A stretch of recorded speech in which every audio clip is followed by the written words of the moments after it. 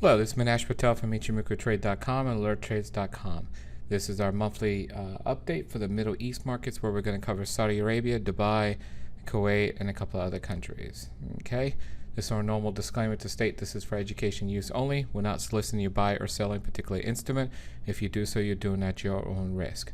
All our information is owned by EIA Capital Group, cannot be distributed or copied without our written permission. We are broker neutral, so we support all the various charting brokerage platforms out there. Today we're going to be using eSignal to look at the various Middle East markets. Here are our contact details here at info@eiicapital.com if you have any questions, or you could give us a call at any of our office locations below. Okay, so let's go straight into the charts and let's go look at the Saudi Arabia market. If you look at the weekly time frame for the Saudi Arabia markets, this is kind of what it looks like here. You could kind of see that the sentiment is bullish. However, we need to sit there and break this resistance at 73.94 in order to start a bullish trend. If we could break that resistance, then this definitely market will take off and start a bullish trend here. And you could see that from the very things that are going on. But however, this thing's not taking off at all, which is not good. It really needs to start taking off this week or the next couple of weeks in order for it to be bullish. The support here that's kind of holding things up is 67.61, so that support needs to be maintained at all times in order for the resistance to have a high probability to break. So that's basically the Saudi Arabia market. Here's the Dubai market, the weekly chart for the Dubai market. You could see here this has had two times a chance to go bullish. It has not done that. The recent one here was basically at the beginning of the year, and then you could see that it had a chance here to take off right here. It did not do that. Decided to come all the way up to here to this resistance at roughly about 37.34, stop and kind of reverse. There's been a major support that's been still holding this trend up, which is at 34.74, and you could see last week we kind of broke it last week, and we're starting to follow through and basically holding that resistance now at 34.74. That is not good for the market at all. So that's basically indicating at least we're going to sit there and consolidate now between bullish and bearish. But the chances of this market starting a bullish trend has gone low now, extremely low. And there's probability of us actually coming back to the support at 30.93 is high, as long as this resistance at 34.74 holds.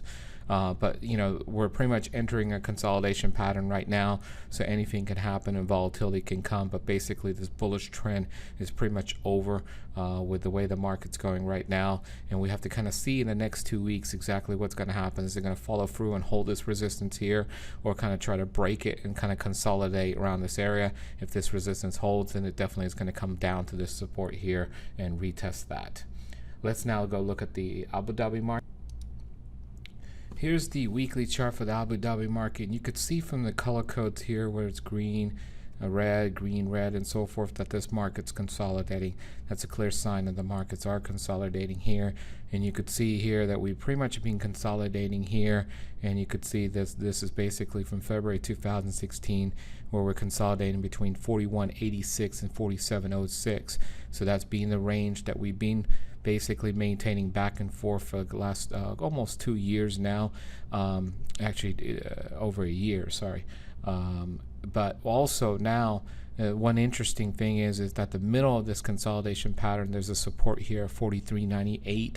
So what's happened now is we're kind of consolidating on the top half of this consolidation pattern, and that's kind of good sign for the bulls.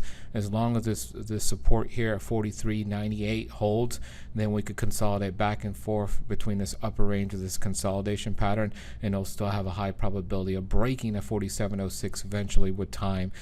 So we got to see exactly what's going to happen here. But right now we're consolidating within the mini zone of 43.98 and 47.06, and we just got to look for, on the lower time frames, for price to sit there to retest this high here and break it, as long as this support holds. If the support doesn't hold, then we're going to come right back to the bottom of this consolidation pattern at 41.86 and retest that. Okay, next we're going to look at the Kuwait market. So here's a weekly chart for the Kuwait market. This, you could see we're actually in a bullish setup zone right now. because due to this big push here that we had from 800 all the way up here, came all the way up here and then kind of just held its ground here and now decided to go for a pullback. The problem in this pullback in this bullish zone is that it's taking too long. With it taking too long, that's not good at all. The support right was about 898. However, that support's getting weaker and weaker the longer it takes to sit there and retest it. So by the time it retests it now, there's a high probability of it breaking it down. So this bullish setup is not looking good anymore for a opportunity for the Kuwait market to go up. If the support here breaks, then this market's going to consolidate with a high probability of actually trying to retest this low down here, which is not good at all. This thing really needs to sit there and start moving up, start breaking this minor resistance right there at 943, and then break this major resistance here at 972. If it could do that, then it could start a bullish trend. But right now, the probabilities look low because it's getting very close to retesting the support here. And if it does, there's high probability it's going to break down there. So it's not looking good for basically the Kuwait market at all. You could kind of see if you're looking at the Saudi Arabia markets and all the markets there, they're really not starting any trends in the Middle East as of right now. And this is probably due to all the stuff that's going on with oil, where oil is consolidating too, and there's no push. So that pretty much is it for the Middle East update. If you guys have any questions, feel free to email us at info@eiicapital.com. Thank you.